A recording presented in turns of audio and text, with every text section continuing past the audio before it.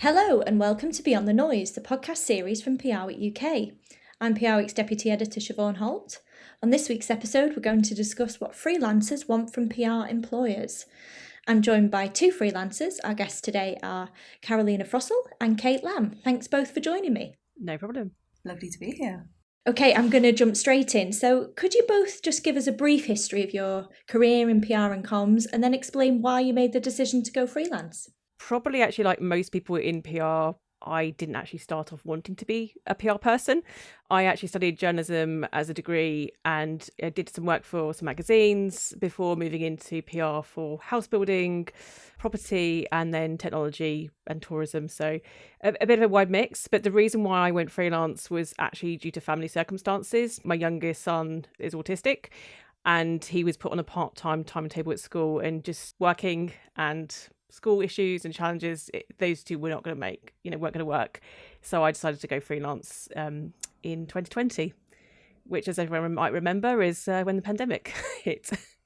And Kate, what about you? What's your story? So I spent the first half of my career, so about 8 years, working full-time within consumer PR agencies. And then for the second half of my career, so for the past 8 or so years, I've spent that as a freelancer, as a contractor, but also working in-house as well in a fractional capacity. And going freelance was completely accidental. I was in between jobs actually, and I was just exploring it as a stopgap. And after my first stint, I realized that I just loved the freedom, I loved the variety, working on exciting new clients each time, and I ended up sticking it out as a career, really. Brilliant. Could you just explain the difference then between fractional and freelance? Sure. So it's pretty much the same. The only difference is fractional staff tend to sit in-house. They ultimately represent the brand and the company, but they just get paid in the same way as a freelancer would do. So it's very similar. With the current changes in the sector, could more PR professionals switch and become freelancers, do you think? And what tips could you give? Yeah, so I've actually witnessed it happening over the past 4 or so years over my time freelancing. So it's more frequent than you would expect. But I would say over the past year or so, anecdotally and just through friends of friends, it is something that's happening more reactively, but also as a proactive choice as well, a lifestyle choice, as people choose to live their lives differently and work differently. So it will be something that will be increasingly common. And any tips for someone starting out? I would say the easiest way to ease yourself in is probably to contract within an agency, because it's probably the closest you're going to get to working full-time within an agency. And as you progress, I think you'll be able to figure out where your specialties are. And I think going in-house is probably a bit more rare. I tend to find that those roles exist at a more senior level, i.e. fractional. But there are always opportunities within agencies, and they tend to be very welcome to freelancers as well. I would say, just to add to that, yeah, I mean, I think agencies is a really good solid start, and I would agree that that's a really nice kind of place to kind of start a freelancing kind of career. But I would also say not to discount your own network. One of the first things I did when I went freelance was do a kind of what I jokingly call like a brag post. I put on my LinkedIn, I'm going freelance, here are all my achievements, here's what I've done, I'm open to work. And that led to quite a few opportunities from ex-clients, peers that had people that they were working with. So I think I would say just don't overlook your own network itself. Brilliant tips there. So what skills make a PR professional a strong PR freelancer in your view? Karolina, what do you think? There's two things I've always said. One is being resourceful. I think as a freelancer, the thing that you rely on in agency land in terms of subscriptions to media monitoring platforms, databases, all those kind of things, they are super expensive for a freelancer. So I've in the past clubbed up with other freelancers where I'm able to, and they allow you to do that, to kind of buy seats together just to bring that cost down, or even negotiate that if I pay in advance for 2 years in advance, will you bring that cost down for me? And that's worked quite well. The other thing I would say is curiosity. You know, I'm always learning, and I will say that I've read loads of business books, taken courses that have nothing to do with PR, but they've helped kind of shape what I am today and what I can bring to the table. Brilliant. Can you give us any examples that you found were successful? Yeah, so there's a few books. I'm going to pronounce his name horribly, probably, but it's Robert Cialdini. He talks a lot about psychology. So there's a book called Yes that he's written, and I'm trying to think the other one, Influence, is the other one that he's written. Just all about kind of the psychology of how we, perceive things, how you can improve your communication to get the result you need. It's not a PR book, but I think there's a lot of lessons in there that you can take away about kind of pricing and framing and how you present yourself to prospective clients. Good advice. Kate, what about yourself? What skills do you think make a strong PR freelancer? I think in the first instance, you should be looking at your mindset and your approach when you're freelancing. So you should always go in with a low to no ego approach. And by that, I mean you should be willing to roll your sleeves up and do anything that's asked of you and just be open to requests. That will make you invaluable to whoever it is that you're freelancing for. And it will allow you to use your full skill set. And again, that opens up doors and opportunities later down the line. I think you have to be very self-sufficient, have very strong time management skills, because quite often you're working very autonomously. And if you don't want to be overburdened and overwhelmed, you have to have very clear boundaries and be very clear about your timings, your timeframes, your duties, your deadlines, and that can only be managed by you. So there's a lot of responsibility on you to be able to manage that and just have a very high level of discipline. It's like they want you to be hitting the ground running, really, isn't Absolutely. it? It's not a lot of hand-holding, I imagine. Mm-hmm. All the time, yes, absolutely. Do you both think then that you need to be quite specialised, maybe the area of PR that you're bringing to the table is if you're specialised in tech or B2B or consumer, do you think that's what they're after, or is it a broader spectrum when it comes to PR? I found that being a generalist has helped me personally. Again, that has opened opportunities for me. So being able to pivot to consumer, to corporate, to issues and crises has helped me, particularly over that COVID period, where work has been a bit more scarce. But I think you can always specialise later. I was going to say, in terms of, I'm on the other side of the fence in that I'm more of a specialist. So I can see it from both sides of the table in terms of people that are generalists do get work. So I don't think it's necessary to specialise. But from my perspective, I'm known as a B2B tech PR freelancer, and that brings referrals to me. So I quite often will get other PR people putting my name into the hat for things because they're like, oh, you need a PR who works in B2B tech. You need to speak to Karolina. Interesting. How do you both find work in the industry? And did you find that as a challenge maybe when you were starting out? I didn't find it challenging, but I think that's because I was very conscious when I knew I was leaving to get work lined up. So I talked to people that I worked with in the past to get work lined up, ex-clients, that kind of thing. And that LinkedIn brag post I mentioned earlier, I did that quite consciously, and that led to quite a few inquiries. So the initial work was quite busy. I did start off doing travel PR in addition to tech, but again, because of COVID, that work kept peaking and troughing, and in the end, I just cut travel PR and just stuck with tech. So I think it's about being flexible to realise where the work is and then kind of following that path. And how do you find work now? Obviously, now you're more established. Does it quite often come to you, or are there particular sites you use or people that you can go to? My work at the moment is all referral based. So I do post fairly regularly on LinkedIn to try and encourage inquiries as well. But I would say most of my work is all referral. It's former clients, it's ex-clients when they move on. I have got one client who I used to work with who he keeps recommending me for things, and he's really lovely in that he'll keep putting my name forward for things and I keep turning him down due to capacity. So if he does listen to this, I do want to kind of say to him, like, thank you, I do appreciate it, even if I have to keep saying no to him. But but it may not always be a no, so that's good. Yeah, exactly. So it's nice having that network for people that will just keep you in mind. And I think it's, again, about just reminding people that you're around and that you exist and what you do.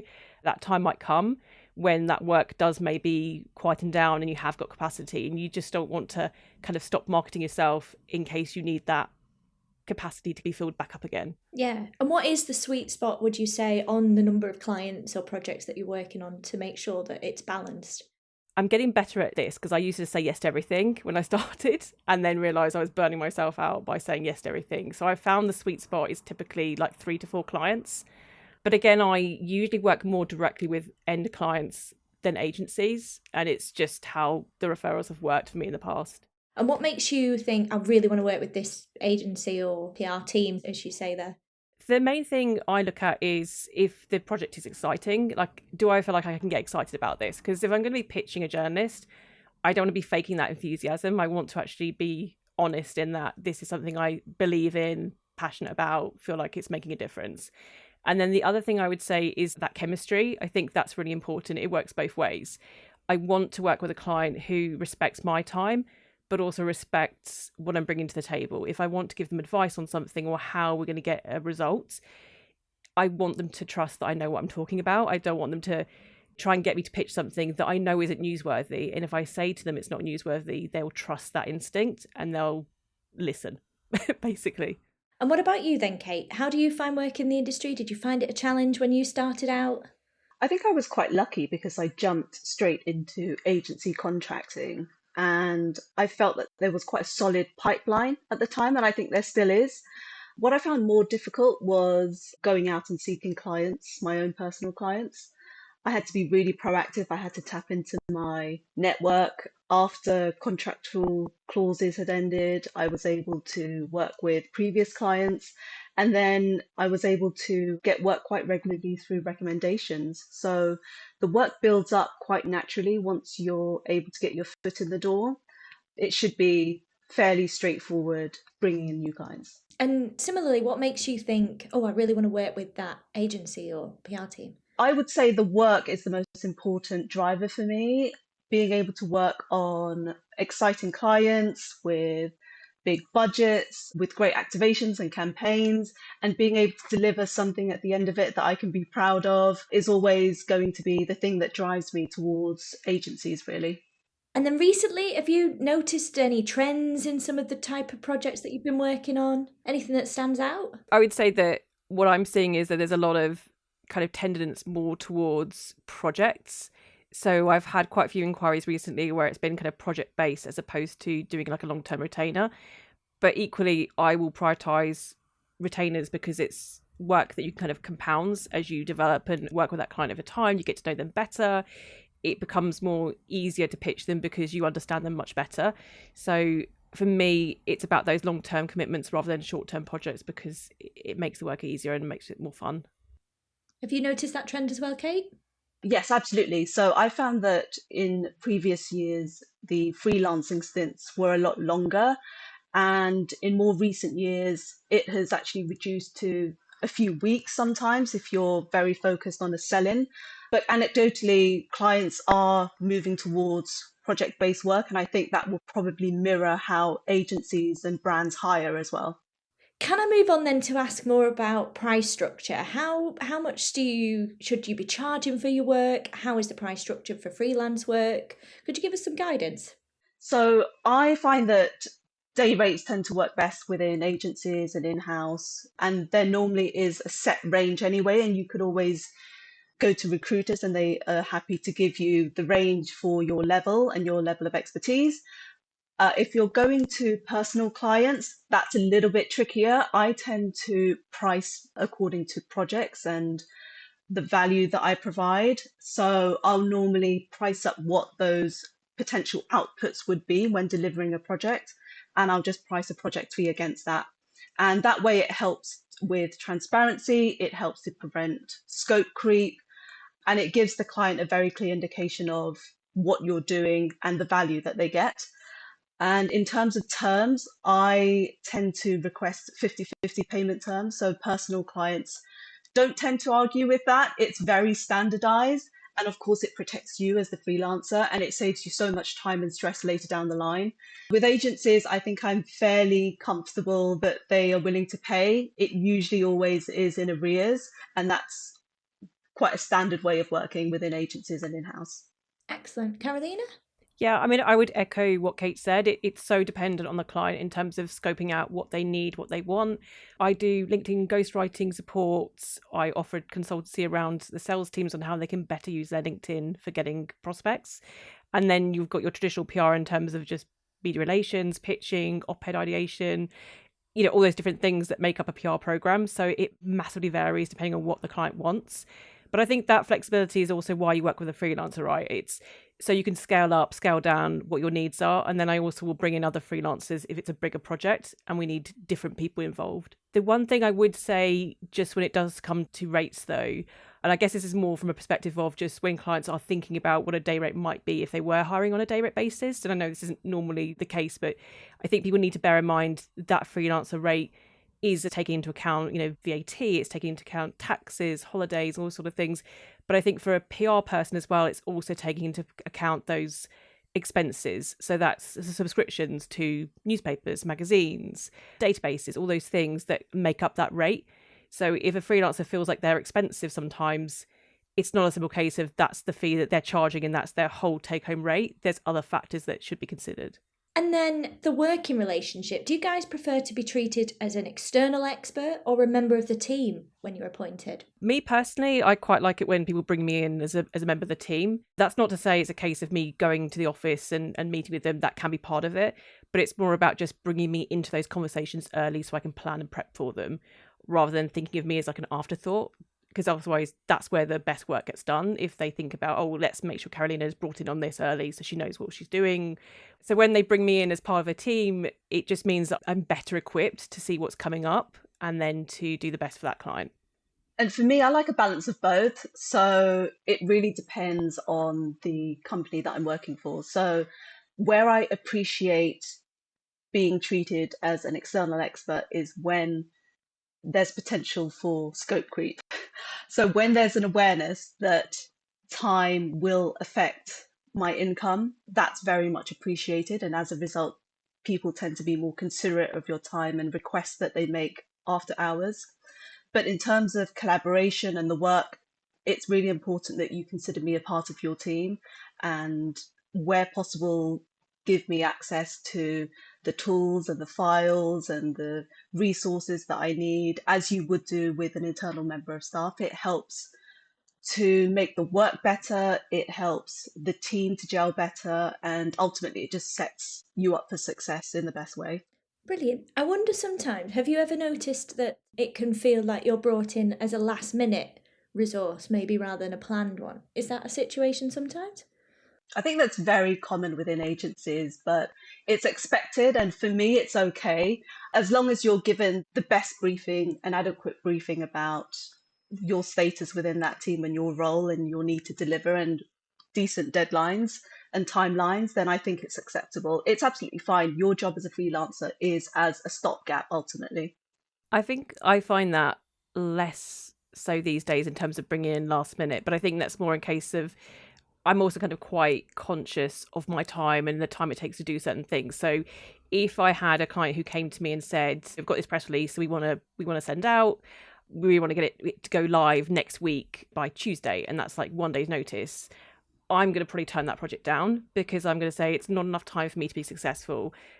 I need time to think about the angle, to message it correctly, make sure it's newsworthy, and figure out all that goes into making a story strong enough to actually get coverage. And then also you've got journalist inboxes that are really busy. They need time to actually see the story, do the interviews, and make it solid from their end as well. If you're trying to turn something around in 2 days, it's not going to work. So I would rather turn that project down than set myself up for a fail. And then could you both tell me about a great client relationship that you've had and what did they do differently? So one of my favourite experiences was as a fractional member of the team in-house. So in that instance, I was given all the access that I needed as a full-time member of staff would have in order to do my job well and deliver what I need within the deadlines that I needed to. On occasion, as an external freelancer, legally, you can't access certain tools and things that you need, but the team always went the extra mile to do their best to ensure that there would always be a person who would be ready for me to deliver me what I needed on request. And I think going that extra mile made all the difference for me. And that's all I would ask within a team is I understand that on occasion I need to be treated externally and be denied access to certain information, but just do your best to deliver what I need and what you feel is necessary to deliver the end result. So for me, one of my, I would say, standout relationships was actually with a client who that relationship started when I was agency side. So she's somebody that I worked with for probably about 5 years or so at an agency I was at. I then made the decision to go freelance and let her know. She also let me know that she was going to another company, kind of brought me along with her when she moved companies.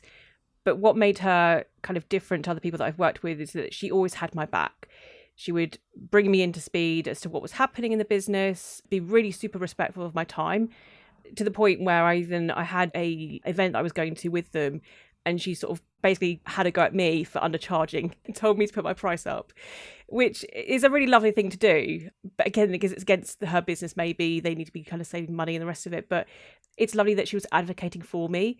And then since then as well, she's always put me forward for every opportunity. She keeps me in mind for things. I don't work in the same sector as her now because she's moved on somewhere else, but she keeps recommending me. And I think it's that just having that super respectful relationship, being quick as well. We all know in media and comms, if you get a journalist opportunity, and particularly the high profile ones, you need to be responding within the hour. If I sent her something, she was just on it, which is great. That's brilliant. So then, in your opinion, how could freelancers and PR agencies work better together? Do you have any tips? I think for me, the main one is just bringing freelancers in as early as possible so that you can have those discussions about what success is going to look like. How do we get to success for that client? But I also think about what KPIs have been discussed with that client and making sure that freelancers agreed to them, because what we don't want to be in a situation of is an agency client maybe working with their client, promising something, but not bringing you in to agree those points, but you're the one to deliver them. So I think it's just being respectful, that having that opinion and having that opportunity to say yes or no to things or how things are going to work would be really helpful. I would say the most important thing for me is investing face time into briefing your freelancer properly, particularly on campaign work and projects, and particularly within agencies when you're so short on time. I find that a lot of the most crucial information that's needed to deliver a project is often outside of the presentation that you're just asked to sit down and read. So I do appreciate being able to have decent face time to ask questions, to delve into meeting notes that potentially aren't on a presentation that might be outdated by the time it reaches you as well. And in that way, again, it just sets you up in the right way, sets you up for success, and it just saves a lot of stress as well and needing to ask questions later down the line that shouldn't need to be asked. And then you mentioned there avoiding stress. I was just wondering, is there one thing that you would change about the relationship? Is there anything else that could make it stress free? I guess I'm lucky in that I don't feel like I've been in any situations that are particularly stressful. But the one thing I would say goes back to that planning point. And I think being mindful of the fact that a freelancer isn't just working on your client, they're probably working across lots of other clients, particularly if you don't have them doing like a set day for you. So I think if your client drops something on you that is urgent, being respectful enough not to kind of then pass that on to your freelancer and expecting them to drop everything, because they might have other priorities. And it's just about having that conversation and dialogue. Do you prefer actually to have that in the agreement that it's a set time or set day in the week to be working on that? Is that easier? I've done it both ways in the past when I have worked with agencies. So some have been like a set day and set hours. And I would say that it's much cleaner in terms of you can say, right, I'm now working on your clients. This is your dedicated day. But we all know that PR doesn't work like that. Opportunities kind of fall outside of that, and it can become a bit messy. So I guess it's just about being respectful of time, respectful of that appreciation that there's other things going on. But I think, again, it comes back to that planning. As long as you can plan for things as best you can, then you can be a bit more flexible, but just not dropping things last minute if you can help it, I would say. Yeah, I think I would agree with that. I would just say just be conscious about the different work streams and projects that your freelancer is already juggling. So when you're asking for deadlines, be aware that those deadlines might not be met. And in that case, it's a case of having a conversation about what's viable. So rather than issue deadlines, I would say open a conversation and ask if it's viable in the first instance. And then I know that freelancing can be quite a lonely job sometimes, and I just wonder how you both combat that. I've actually got a group of freelancers that I keep quite close to me where we can go to each other for support and ask questions and catch up. And there are freelance groups as well where some of us lurk, some of us contribute quite actively, but I find that there can be support if you're proactive about contributing yourself as well. Yeah, I was going to say I'm in a WhatsApp group with lots of PRs. I think it's like 600 of us in there or something.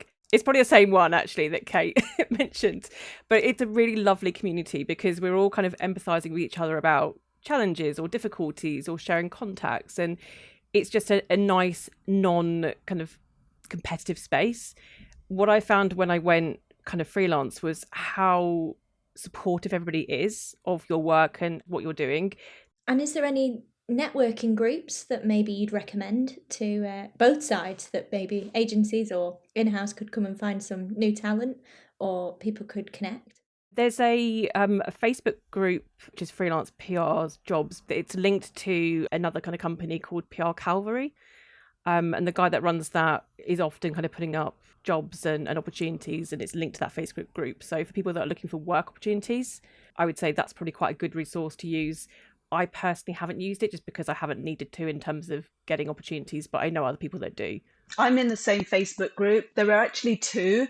One where we just discuss challenges and ask questions of each other, and the other is quite job focused. There is also a WhatsApp group where we connect, but also if you can't find those groups, you can just reach out to freelancers. I've had freelancers just randomly reach out to me to ask questions, and I'm very happy to help where I can if I have the time. So don't be afraid to reach out to freelancers in your network or who might be outside of your network and just ask to have a coffee or a virtual coffee. I think most freelancers are willing to have a conversation and a chat, and again, it just breaks that loneliness cycle as well. And as a freelancer, you're always quite proactive. You're always open to connections. So don't be afraid to say hello.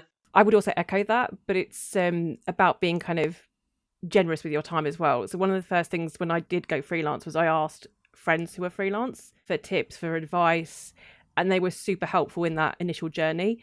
So now I'm almost really conscious of that. If anybody else is looking into freelancing or have just been made redundant, I've often just reached out to them and said, look, I'm here. If you want some advice on freelancing, I can give you what I've learned so far if it's helpful.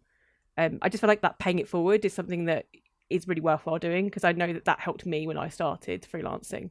And would you say that's the same technique as well when you're looking for work? Say if you had a contact that you used to work with a long time ago, can you be that bold, or are there certain faux pas that you shouldn't do when you're pitching for work? I think it's fine to ask for work. I don't think we should have this nervousness around asking for the work.